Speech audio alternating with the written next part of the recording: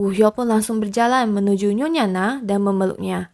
Sontak Nyonya Na dan In Hye pun menjadi kaget. Lalu Woo Hyo pun mengatakan bahwa ia sudah merindukan Haesun selama ini. Ia berterima kasih pada Haesun karena sudah mencarinya, dan Woo Hyo pun ingin kembali memeluk Haesun. Namun, Nyonya Na menghentikan Woo Hyo dan bertanya apakah mereka pernah bertemu sebelumnya. Woo Hyo pun menjadi kaget dan bingung melihat Haesun yang tidak mengenali dirinya. In Hye yang mulai menyadari situasi pun dengan cepat berusaha meluruskan kesalahpahaman yang terjadi. Nyonya Na yang dikira Woo Hyo sebagai Haesun pun mulai memperkenalkan dirinya sebagai Na Haewon. Kemudian In Hye pun mengenalkan dan menjelaskan kepada Na Haewon soal Woo Hyo yang juga tinggal di rumah tersebut. Setelah berbincang sejenak, Haewon pun pergi dan meninggalkan mereka. Di kamarnya, In Hye terus memikirkan perbuatan yang dilakukan oleh Woo Hyo, sedangkan Woo Hyo berada di ruangannya sambil menatap lukisan wajah Haesun. In Hye pun menghampiri Woo Hyo dan melihat lukisan itu. In Hye pun akhirnya mengerti mengapa Woo Hyo memeluk Haewon, karena memang wajah Haewon sangat mirip dengan Haesun. Woo Hyo pun mengungkapkan bahwa ia sedih karena ia telah gagal menepati janjinya untuk menjadi manusia. Padahal Haesun sudah menepati janjinya dengan datang ke rumah ini untuk mencarinya. In Hye pun berusaha menghibur Woo Hyo dan berkata bahwa wajar saja Haewon tidak ingat karena nggak ada satupun manusia yang ingat dengan kehidupan masa lalunya.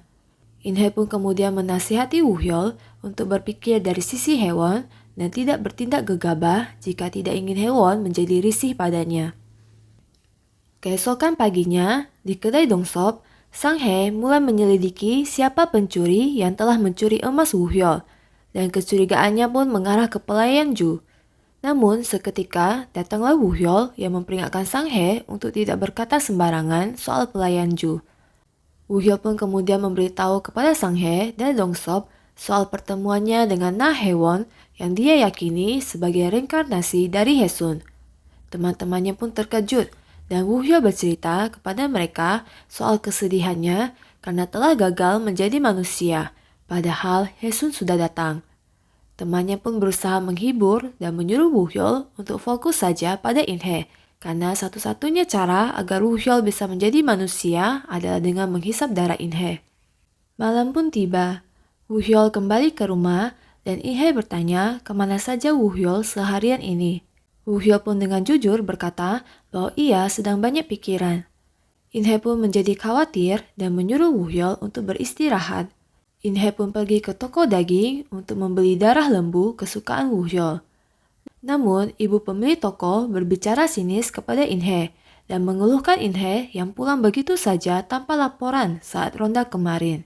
Bukan hanya itu saja, ibu itu juga mengeluhkan rumah kediaman In Hye yang menjadi penghalang rencana pembangunan ulang di komplek tersebut karena pemilik rumah tidak mau menjualnya. In Hye pun baru menyadari fakta tersebut. Ia pun pulang ke rumah dan memberikan Woo Hyo segelas darah lembu yang telah ia beli agar Woo Hyo merasa lebih baik. In Hye pun kemudian menyarankan untuk mengundang Na Haewon datang ke rumah untuk makan bersama, sekaligus meluruskan kejadian semalam.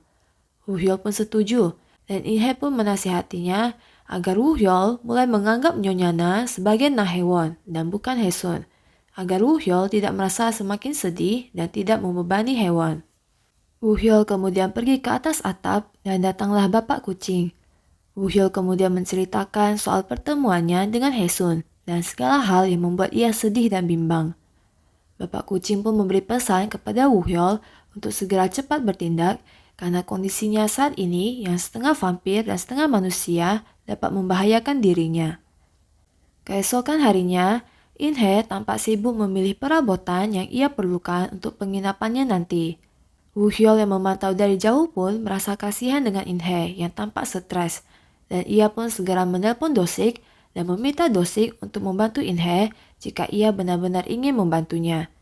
Do-sik yang kebingungan pun memilih mendengarkan kata Woo Hyo dan ia pun langsung menghubungi In Hye dan disambut gembira oleh In Hye yang menerima ajakannya untuk pergi ke toko furnitur bersama.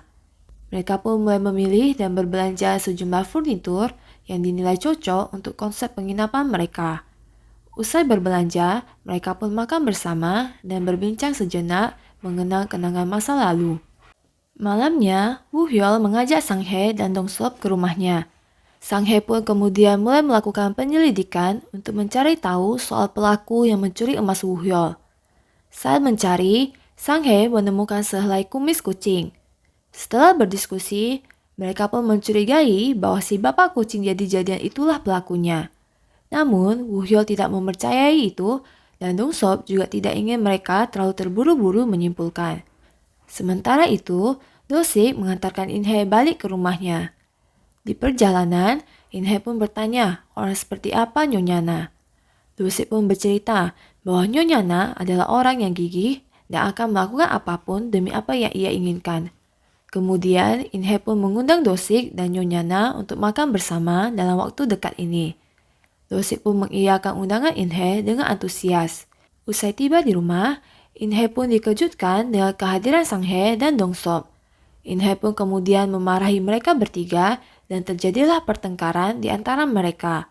In-hye pun melarang mereka untuk datang kembali karena mereka adalah vampir.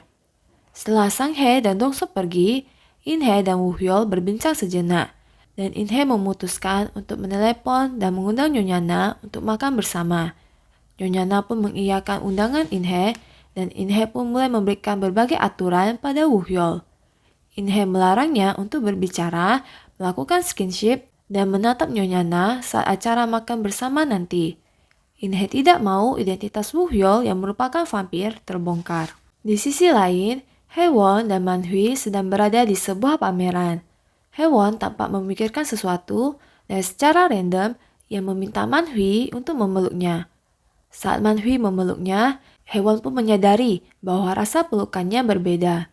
Haewon tampaknya tidak bisa melupakan kejadian yang dialaminya bersama Woo Hyul. Hari di mana mereka akan makan bersama pun tiba. In-hye dan Do-sik pergi menyiapkan makanan di dapur. Sementara itu, Woo Hyul membawa Na Haewon untuk berkeliling sambil melihat kondisi rumah. Woo Hyul dan Haewon pun berbincang, dan Woo Hyul menyadari bahwa tidak ada bayangan dirinya di mata Haewon. Tidak seperti In-hye yang dimana Woo Hyul bisa melihat bayangannya dengan jelas di mata In-hye. Makanan pun siap dan mereka makan bersama. In-hye terus berusaha untuk menghalangi Woo Hyul makan karena In-hye tahu bahwa Woo Hyul tidak bisa makan makanan manusia. Namun Woo Hyul tidak bisa menolak saat Na Haewon memberikan udang yang telah ia kupas. Woo Hyul pun kemudian menjadi ketagihan dengan udang dan terus makan hingga mabuk. In-hye pun menjadi frustasi melihat kondisi Woo Hyul dan membawa Woo Hyul keluar. Woo Hyul terus mengoceh dan In-hye memutuskan untuk memukulinya supaya Woo Hyul sadar. Woo Hyul yang mabuk pun tertidur di bahu In-hye. In-hye yang khawatir bahwa Do-sik dan Haewon akan menunggu terlalu lama pun mulai membangunkan Woo Hyul. Woo Hyul kemudian meminta maaf dan mereka kembali masuk ke rumah. Saat masuk, Woo Hyul melihat lampu di ruang makan meledak dan dengan cepat ia berlari melindungi Na Haewon. Sedangkan In-hye mengalihkan Do-sik agar Do-sik tidak melihat apa yang baru saja Woo Hyul lakukan. Woo Hyul kemudian menanyakan apakah Haewon baik-baik saja. Haewon pun menjawab iya dan tak lama kemudian Woo Hyul pun pingsan. Woo Hyul pun dibaringkan di sofa dan Haewon serta Do-sik pun berpamitan pulang. Usai mereka pulang, In-hye pun mengeluh kesal karena Woo Hyul yang tidak mematuhi aturannya dan melempari Woo Hyul dengan bantal usai Woo Hyul terus mengoceh soal Haesun. Sementara itu, Haewon terus memikirkan Woo Hyul. Namun di sisi lain, Do-sik merasa curiga usai melihat sesuatu yang aneh pada Woo Hyul. Keesokan paginya, Woo Hyul pun bangun dan ia mulai mengingat kejadian semalam. In-hye pun kemudian memarahi Woo Hyul yang terus melanggar kesepakatan dan membuat kekacauan. Sementara itu, Sang Hye membagikan hasil penyelidikannya ke teman perempuannya dan memberitahunya soal kecurigaannya terhadap Mr. Go yang adalah bapak kucing jadi-jadian yang selama ini membantu Woo Hyul. Namun secara mengejutkan, Mr. Go datang dan menemui mereka. Sang Hye pun kemudian menuduh Mr. Go yang datang ke rumah Woo Hyul dan mencuri emas. Mr. Go pun mengiyakan bahwa ia memang pernah datang ke rumah Woo Hyul, namun bukan untuk mencuri, melainkan memeriksa keadaan Woo Hyul. Mr. Go pun memperingati Sang Hye dan Dong Sop untuk mengawasi Woo Hyul karena sekarang Woo Hyul berada dalam masa bahaya. Di sisi lain, In-hye dan Do-sik kembali bertemu untuk membahas bisnis penginapan mereka. Do-sik pun mengatakan bahwa rumah tersebut butuh direnovasi dan menawari In-hye serta Woo-hyul untuk tidur di salah satu unit apartemennya yang kosong. In-hye pun menerima tawaran tersebut yang disambut bahagia oleh Do-sik. Sementara itu, Woo-hyul pergi ke toko daging untuk membeli darah lembu karena ia masih merasa pengar dari mabuknya semalam. Saat perjalanan pulang, Woo-hyul mendapatkan panggilan dari Haewon yang berterima kasih pada Woo-hyul karena sudah menyelamatkannya. Haewon pun kemudian mengajak Woo-hyul untuk bertemu karena akan memberikannya hadiah. In-hye yang kebetulan melihat Woo-hyul bertelepon pun terkejut saat mengetahui bahwa Na Haewon mengajak Woo-hyul untuk bertemu. Mereka pun pulang ke rumah bersama dan In-hye memberitahu Woo-hyul soal renovasi rumah dan meminta Woo-hyul untuk berkemas karena mereka akan tidur di apartemennya Do-sik untuk sementara waktu. Namun, Woo-hyul memilih menginap di rumah temannya dan sengaja membuat In-hye untuk berduaan saja dengan Do-sik agar mereka bisa saling cepat mencintai. Keesokan harinya, Woo-hyul menemui Haewon di sebuah galeri seni. Woo-hyul tidak bisa berhenti melihat sosok Haesun pada Haewon. Haewon pun kemudian bertanya mengapa Woo-hyul terus menatapnya dengan penuh kerinduan, seolah-olah ia adalah orang dari masa lalunya Woo-hyul. Woo-hyul pun enggan menjelaskan terlalu jauh pada Haewon, dan mereka lanjut berjalan hingga berhenti di sebuah lukisan bunga kuning di mana Woo-hyul menjadi teringat akan momen Haesun yang mengagumi bunga tersebut sama seperti yang dilakukan oleh Haewon. Sementara itu, Do-sik mengantar In-hye menuju apartemen yang ia pinjamkan. Setelah itu, mereka pun makan bersama. Saat makan, mereka kembali membicarakan masa-masa kuliah, dan In-hye pun bertanya mengapa sewaktu kuliah, Do-sik terus makan di restoran di mana ia bekerja. Do-sik pun mengatakan bahwa itu karena ia ingin melihat In-hye. In-hye pun terdiam, dan Do-sik pun mulai secara perlahan dan tersirat menyatakan perasaannya pada In-hye. Namun sayang, In-hye tidak ingin karena hanya soal perasaan akan mengganggu kerjasama bisnis mereka ke depannya.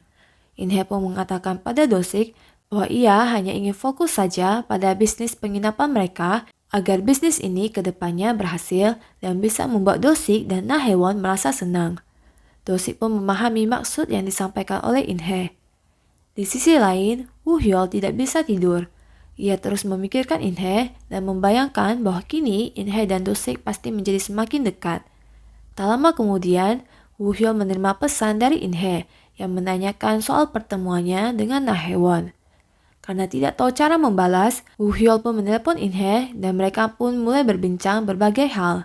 Tanpa mereka sadari, mereka mulai saling merindukan satu sama lain.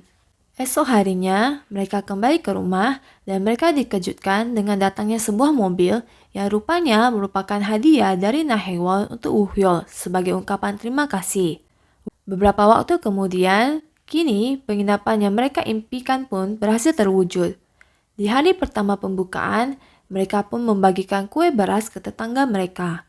In-hye pun menugasi Woo-hyul untuk berkeliling komplek dan memberikan kue beras kepada para tetangga. Saat membagikan kue beras, Woo-hyul bertemu dengan Man-hui. Man-hui kemudian sengaja mengolok-olok dan memprovokasi Woo-hyul. Dengan sengaja, ia melajukan mobilnya untuk menabrak Woo-hyul, namun berhasil dihentikan oleh Woo-hyul. Man-hui mengejek Woo-hyul yang mulai melemah dan pergi meninggalkan Woo-hyul. Aksi yang dilakukan oleh Woo-hyul rupanya terekam oleh kamera dashboard mobil Do-sik dan saat asisten Do-sik memberikan video itu pada Do-sik, Do-sik pun terkejut dengan apa yang baru saja ia lihat. Sementara itu, In-hye terus merasa cemas karena belum ada tamu juga yang datang di hari pertama pembukaan. Namun tak berlangsung lama, datanglah seorang wanita muda sambil membawa sebuah koper dan menanyakan kamar di penginapannya In-hye. In-hye pun merasa senang dengan tamu pertamanya dan mulai mengarahkannya menuju ke kamar. Tamu tersebut pun kemudian menanyakan soal keamanan di penginapan In-hye. Dan In-hye pun menjamin keamanan di penginapannya itu. Tamu tersebut bersikap seenaknya, namun In-hye mencoba bersabar.